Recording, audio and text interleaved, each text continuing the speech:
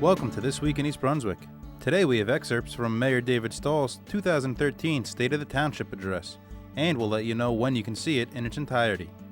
Then we will stop by Carolier Lanes in North Brunswick for the East Brunswick Bears bowling team's senior night. Plus, we celebrate India's Republic Day with an afternoon of dancing, food, and henna. We also have a new edition of Street Smart, where Officer Craig Hoover gives us information on the police department's new initiative, Project Medicine Drop. All this plus a voice of experience that can help residents save money on high energy costs. So stay with us.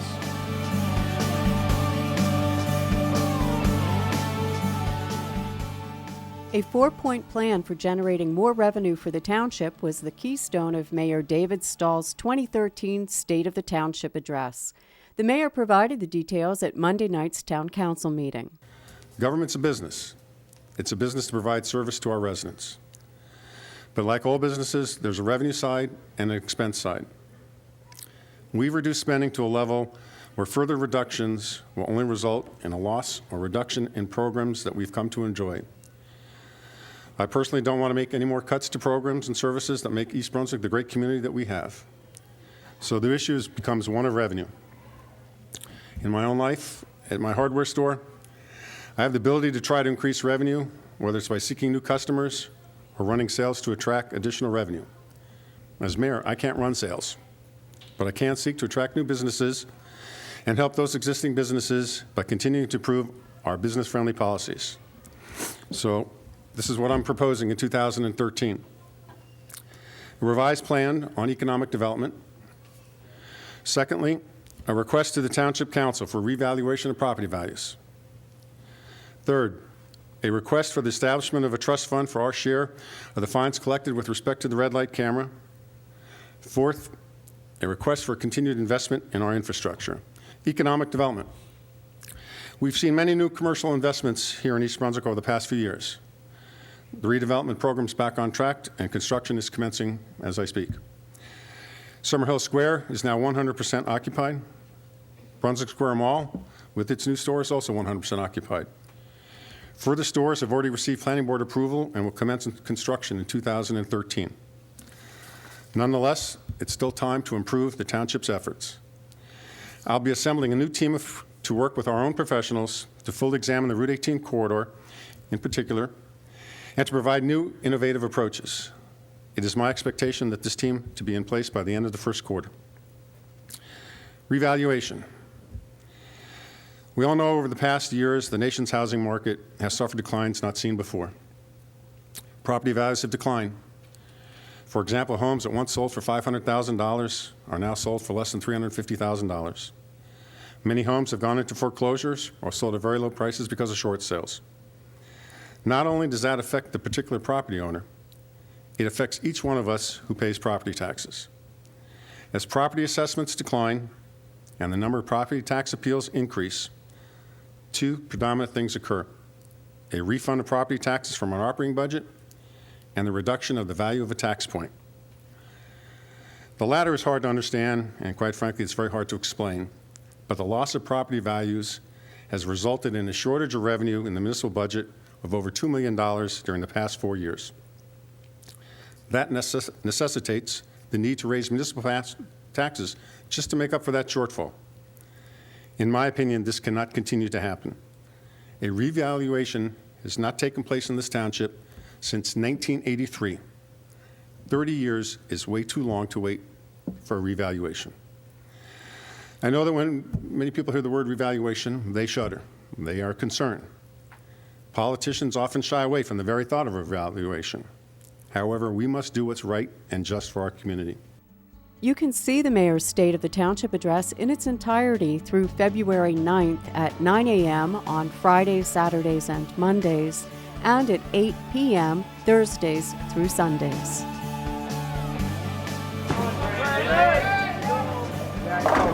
Well, it's senior day here at Carolier Lanes in North Brunswick, and I'm here with our head coach, Coach Doug Spieshak.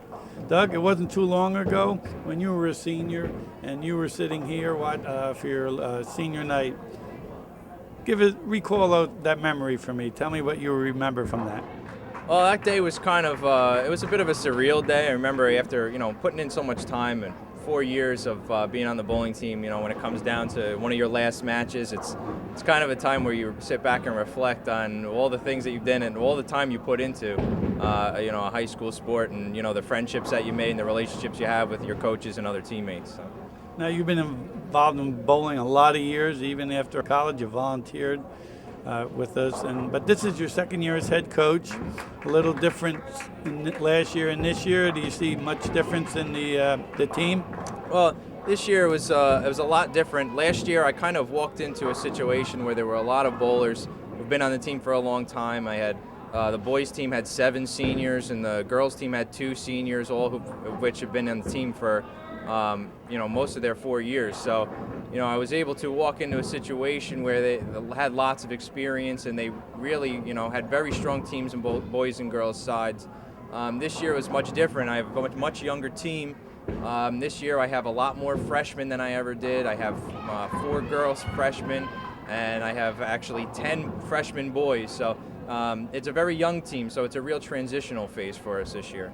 Well, thanks for being humble, but however, you did a Coach of the Year performance last year, and you deserve that credit. We have 5 seniors. Would you care to give us a little brief history or recap of their career and this year of our seniors? Absolutely. Our first senior for the girls, Akshara Kartik, she was actually one of the bowlers who didn't join till last year. So she's really made a lot of improvements over a small amount of time, and she's performing right now behind me as we speak on varsity. There's Lisa Nuzzi, who's been a part of the team all the way back since freshman year, who when she started, had never even picked up a ball. And now she's, 2 years running. She's made it to the GMC finals. She's been, really our anchor and one of our most, trusted bowlers on the team now for 2 years in a row. So it's really great to see her improve. As for the boys, Adam Nachman is one of our seniors, Matt Lank and David Kitzman, all of which have been on the team since freshman year. And these kids, when they came in, they bowled for fun a couple of times, but they never knew what it was like to compete. And now I have, all 3 guys averaging, 190 plus. They're solid bowlers. They were all on varsity and lettered last year as well. And David Kitzman this year, even he ended up finishing 8th overall in the GMC finals for individuals. So, overall, all seniors have seen a lot of success throughout their years and this year as well. Well, this is just a great atmosphere for high school athletics. I always enjoy coming down here. Now we have the upcoming GMC tournament coming up. Any predictions, any comments? Well, I believe the competition is tough. The GMC every year is usually one of the most highly regarded counties in the state of New Jersey, has the top teams, usually at least 3 or 4 top teams in the state are all just from the GMC. So it's tough. It's regardless of how good you are, it's a real gauntlet to go through.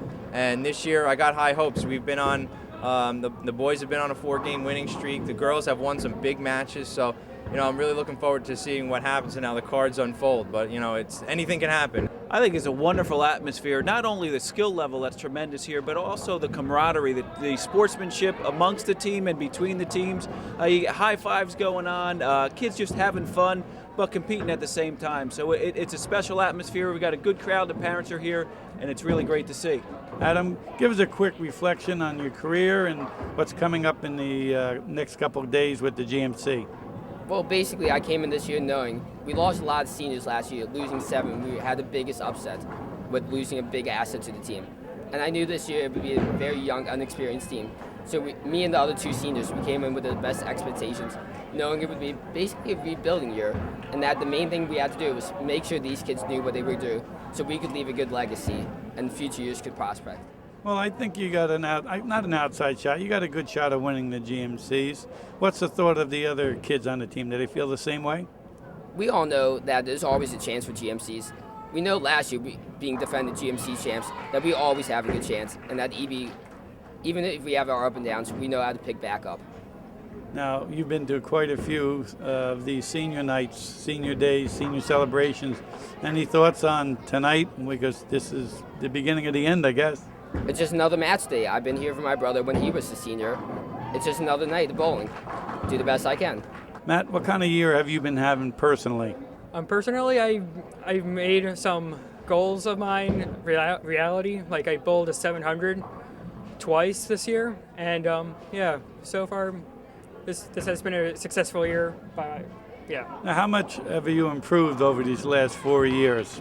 When I first started out, I had an average of like a 140, and then now over the course of 4 years, my average is now like a 190 to 200. So I guess for the young kids out there that are looking for a sport, you know, bowling's something that if you work on every day and you come to the lanes, you can improve? Yes, bowling is one of those sports that you have to keep on practicing or else you will never get better. Bowling, you really learn from your mistakes, and then you learn not to do them again, and you also know how to make the spares that you leave up. Okay, upcoming tournament, GMC, and that's always a big target for everyone. What's your thoughts on the team's chances this year? The team is very strong as long as you all pull together. And yes, as long as we stay positive, we can do it. We can win. And yeah, I think the team is going to be doing good in that. Senior night means it's the end of your career is getting close. Any thoughts on this being a special night? A lot of fun. The years went fast with the people I've had on the team before this and this year. A lot of friends made with bowling, and good 4 years. So like any other sport, you develop a lot of friends for this. Tell the audience out there how you got involved in bowling way back. I started bowling when I was about 3 with my dad, so I just picked it up and continued bowling. And you've been with the team for 4 years now? I've been on varsity for 3 years and on the team for 4. We got the GMCs coming up. Any predictions? We have a chance if we stay together as a team, work together, practice, and pick up our spares, but there's a lot of big schools out there that can put up big games as well. You've had an outstanding career at East Brunswick as a bowler. Give us a quick synopsis of it. Well, I started as a freshman on JV with a 70 average about, and I worked really hard, and I came back my sophomore year and made starting varsity, and I got most improved that year. Last year I was captain and MVP, and this year I'm captain as well, and I've been having a pretty good season.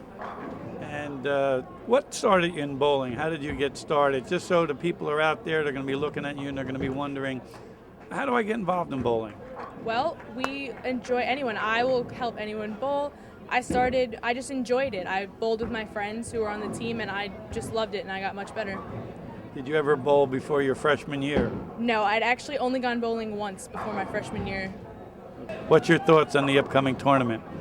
Well, I'm hoping, of course, we move on past the preliminaries, but if we have a good day and bowl above average or just do average, I'll be okay with my girls. Like, I'm ahead of them no matter what.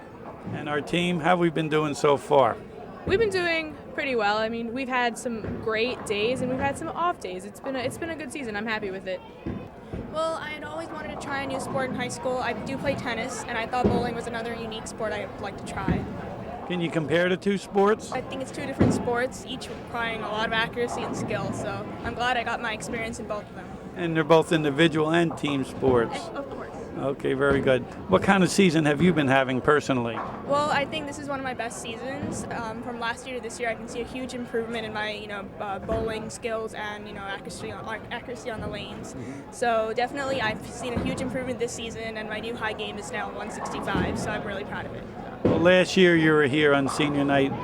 Did the last 2 years go extremely fast, and did you ever think it would be here so quickly?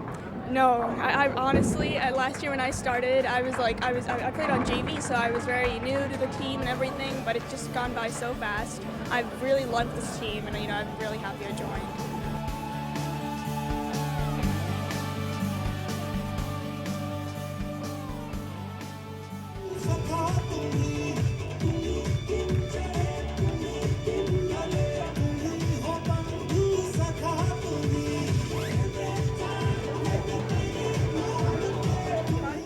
Hi, I'm Deepti Ravi at the Indian Culture Society's 2013 Fusion event to celebrate Republic Day.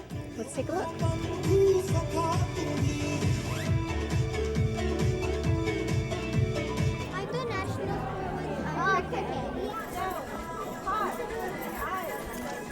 Today we're at the Indian Fusion Festival, and so we're talking to 2 people who have helped organize it. So what are you doing today? Today is India Day. It's we're basically celebrating Republic Day, which was the 26th of January, but we're doing the celebrations today.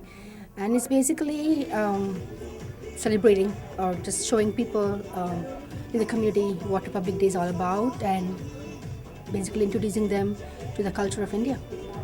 Now, I noticed earlier we had several very nice dances. Can you tell us more about those?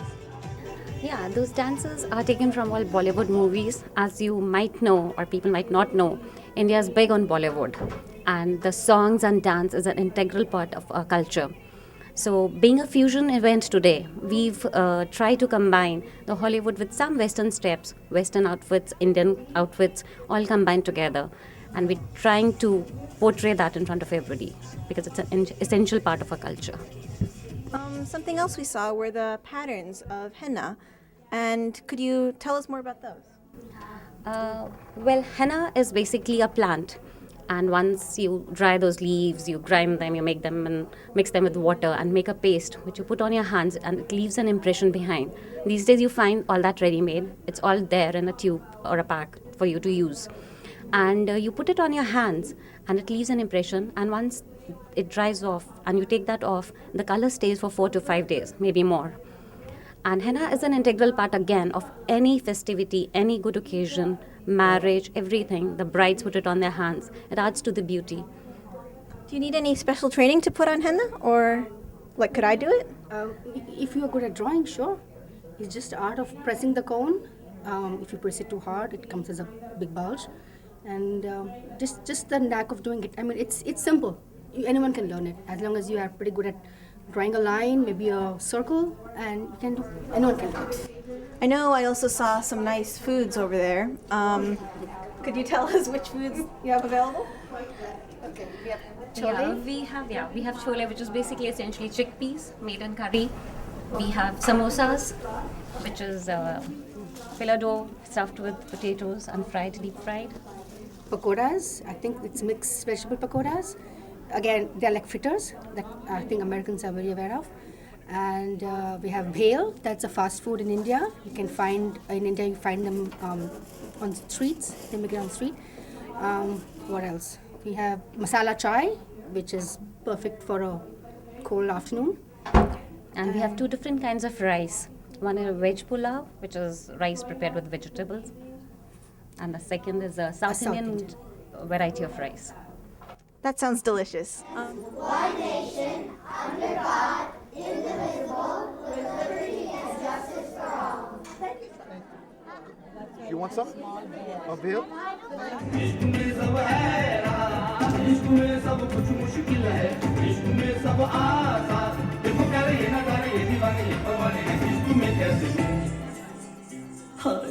तुमसे मिलके दिल का है जो हाल क्या कहें हो गया है कैसा ये कमाल क्या कहें Tiny steps.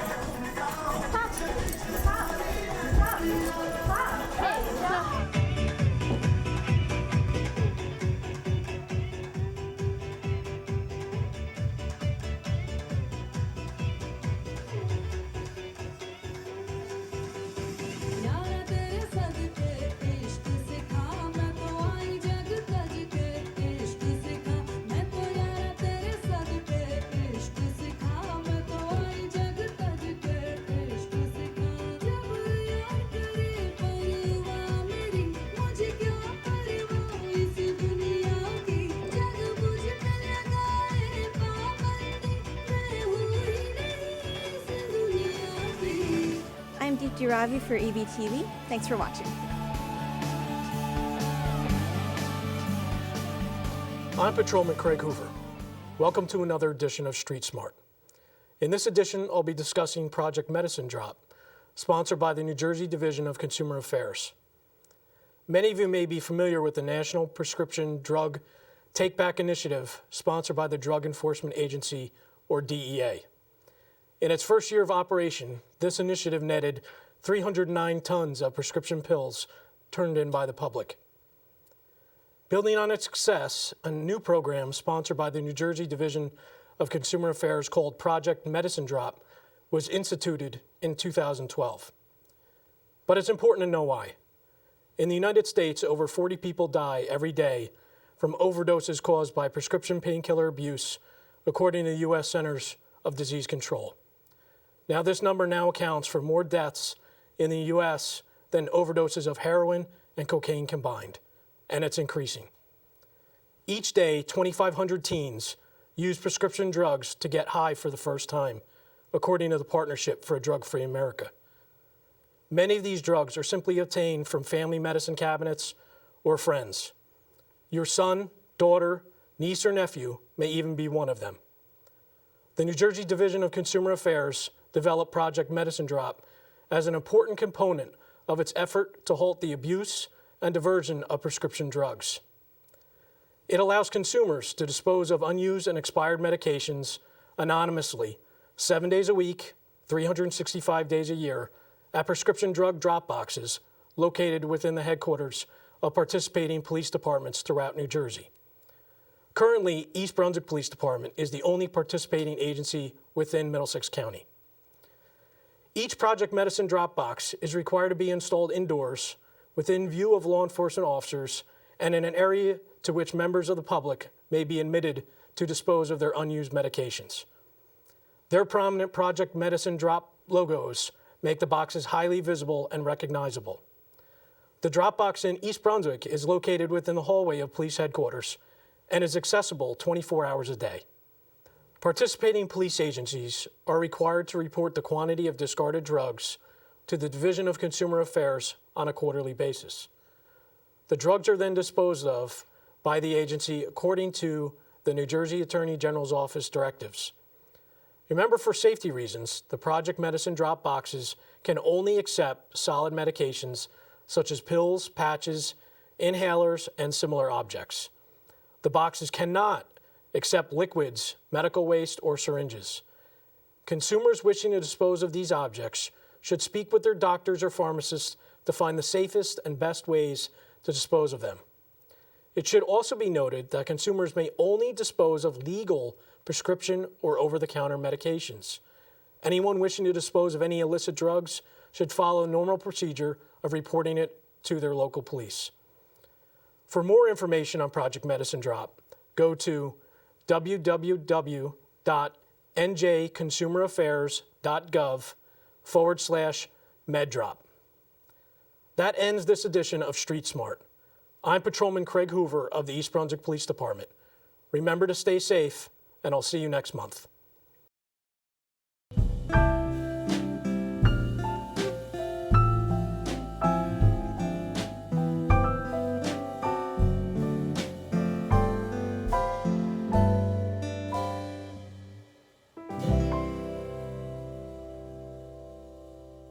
Hi, I'm Sharon Riley Morosi, Assistant Director for the East Brunswick Department on Aging, and this is the Voice of Experience. Today I am here speaking with Mario Vargas. He is the Executive Director of PROB here in Middlesex County. Mario, tell us a little bit about PROB. Yes. By the way, thank you for having me here today. PROB, formerly known as the Puerto Rican Action Board, is a comprehensive human service organization serving Central New Jersey. We provide an array of services all the way from preschool, foreclosure mediation, housing counseling, and above all, energy assistance to all income-eligible residents in the county. Yes, tell us about the energy assistance programs, please. Yes. So we run a number of programs, starting with the LIHEAP, Low-Income Home Energy Assistance Program, which most people are familiar with. We are the only authorized agency in the county that can process that application. And that is for any income-eligible resident, particularly seniors, that can receive this benefit. Also, there's a USF Universal Service Fund, and that is another one, and that one is year-round. That one also is income eligible, but also based on usage. We also have managed the New Jersey Shares program, and that is for anybody that doesn't qualify for either USF or LIHEAP, they may be eligible for New Jersey Shares. There's also another program now that also is called TRUE. It's Temporary Relief Utility Funds program for those that also qualify. But you must pay particular attention to the income eligibilities because they all vary a little bit. But at the end, the whole idea is to try and serve as many income eligible residents as possible. Yeah. Now, sometimes people ask me, they ask me if they have to be Puerto Rican to participate in any of your programs. Thank you for that question. No, you don't. Actually, more than 50% of the clients that we serve throughout Central Jersey are non-Latinos, period. So no, it's just a name. Our mission is to improve the quality of life of all of all low and moderate income residents in Middlesex County. So you do not have to be Puerto Ricans in order to come and receive some of our services. Thank you. And if someone wanted to contact you? Yes. We can be reached for the energy assistance programs, including weatherization, by the way. That is another program that we offer homeowners and potential renters to get their homes weatherized to help save on their energy costs as well. They can call. Question? Well, I was going to ask you if you could just explain a little bit about what weatherization is. Sure. So weatherization is that we will come and do a free audit. All this is free if you qualify, and do an audit of your home. And we can do anything from changing a light bulb to as extreme as changing a heating system or repairing a heating system if you qualify, because that helps you lower your energy bills on average of $417 each year. So if you want more information, they can obviously contact you, but also they can call our main office at 732-828-4541. 732-828-4541. Mario, what can you tell us about the Housing Coalition of Central New Jersey? The Housing Coalition of Central New Jersey, located at PRAB, is one of our units that provides a lot of housing counseling to those residents in the Central Jersey area. For example, some of the counseling programs that we offer is foreclosure mediation. Individuals that find themselves in a tough situation with their mortgages, they can come to us. We'll do an assessment and we'll help them navigate and have options as to what is the best thing to do. We also provide default counseling. So individuals that are in debt and all those types of things, we will help and navigate them through them. We also have landlord and tenant rights advocacy for individuals that may not know what's available to them. They can come to us and we'll provide some type of orientation. We also do first-time home buyers workshop for individuals that are interested in that. We run financial literacy workshop as well. And one of the things that we're trying to start off actually this year, we're going to start doing credit counseling. So if you have issues with your credit and you don't understand it, we're going to be there for you to do that. Well, that is great to hear. There are so many people that can take advantage of the services that you offer. Thank you. If you would like more information about programs and services available through the East Brunswick Department on Aging, then please call us at 732-390-6896. And please remember, the East Brunswick Department on Aging is here to help you and yours age successfully.